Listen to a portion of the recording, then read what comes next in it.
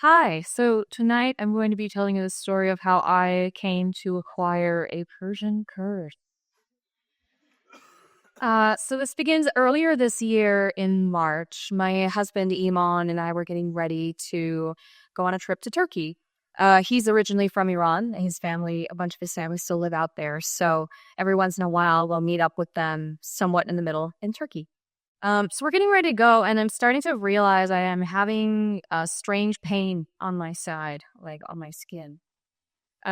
Three doctor's visits later, and the day before we were going to leave, I was finally diagnosed with shingles. So I got drugged up, and we were ready to go, baby. So we headed out there, and of course, Iman, my husband, had warned his family that I currently have shingles and I'm in a great amount of pain. But the thing that you have to understand about myself and this family, our dynamic, is that there is a pretty sizable language barrier, communication barrier between us. This means that we have to employ a lot of other means to convey our love for each other.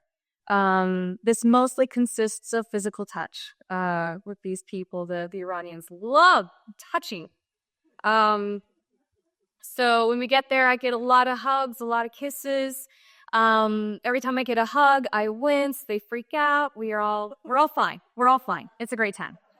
Um, so we go through the whole trip like this, and I'm actually okay. I mean, I've got drugs, so we're fine. We get to the last day, our last day at the hotel. We're going to be leaving on our plane the next morning to go home. And I wake up that morning feeling so nauseous. I had caught some kind of horrible stomach bug, which we later found out had ravaged this hotel. But I was among the first. So I woke up this horrible stomach bug, couldn't do anything that day. It was the kind of nausea that, all you can do all day long is writhe around in bed and wallow in your misery. So here I am writhing and wallowing all day long. And we're getting into the evening. My husband comes upstairs and he tells me that his family believes we should go to the hospital. I think, that's funny. They don't get it. They don't get it. We're Americans. We don't do that. But he convinced me when he leveled with me and he said, Mar, our flight leaves in 6 hours. So I relented. We went to the hospital. Here I am, sitting in the ER in my little bed. I can hear my mother-in-law and cousin-in-law arguing, nay, shouting at this doctor to get me to a room with an IV. The Iranians love IVs right now. I guess it's what you do. It's what you do. It's the trendy thing to do. You get an IV. So they're telling this doctor that I need an IV. By the way, I can't understand what's going on. I can only hear the shouting. They're shouting in Turkish. They translate it to Persian for Iman, who then comes to my bed and translates to English for me. This had been my life for the past few weeks, by the way. So finally, this poor doctor relents, and we are brought upstairs, and I'm finally given an IV. And for the first time in 15 hours, I'm finally feeling a little bit of relief. And this is when Iman tells me what has been kind of going on. He tells me that his family believes that I had somehow become cursed. Okay. Now, in this part of the world, of course, you have the concept of the evil eye. You give someone the stink eye and now they're cursed, right? Well, there is also in Iranian culture this concept that if you love on somebody too much, the universe will see that and go like, wait a second, that's an imbalance. Let me just fix that. So they were saying one of you loved on Lauren too much and now she's cursed. Nice going. And they were legitimately angry with each other. And I'm sitting there thinking well, first of all, it's because they love me. So how can I be mad? And second of all, it was an accident. So how can I be mad? So I'm telling you, oh, that's really silly. You can tell them I'm not mad, that it's totally fine and we're totally chilling. It's cool. So I got more drugs, baby, and we were on our way the next morning. Every time we had a layover, though, my husband would give me some more tidbits, some more information, things that were coming up for family chat. Okay. Things were not fine. Okay. They were mad to the point where when they got home to Iran, they were going to do an egg test. What is an egg test? I'll tell you. An egg test is a way to determine who has cursed you. So you get an impartial third party. You'll know why in a second. This is very important. You get an impartial third party and they get an egg and they tap it on a hard surface.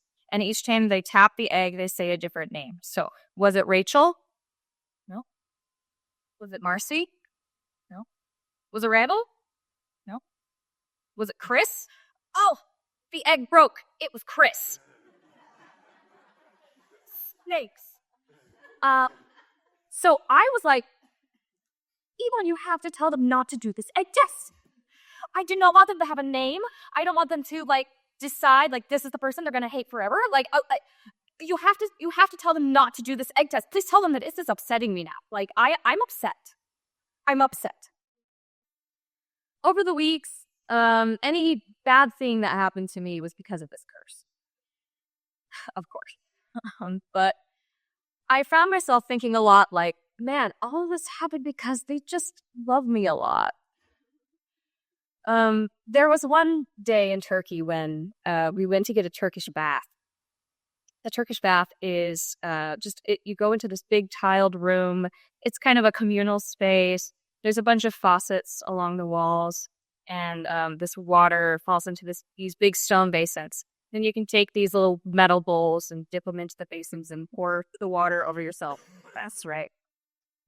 So we decided to go to this Turkish bath, and we cranked our water hot because the way that my shingles were interacting with cold was not good. So the more heat, the better, basically.